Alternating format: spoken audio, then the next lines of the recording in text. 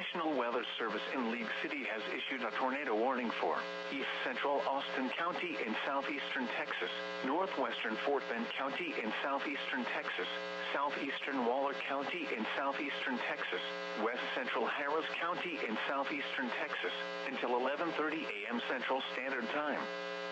At 11:02 a.m. Central Standard Time, a severe thunderstorm capable of producing a tornado was located near Brookshire, moving northeast at 40 miles per hour. Hazard, tornado. Source, radar indicated rotation. Impact, flying debris will be dangerous to those caught without shelter. Mobile homes will be damaged or destroyed. Damage to roofs, windows, and vehicles will occur. Tree damage is likely.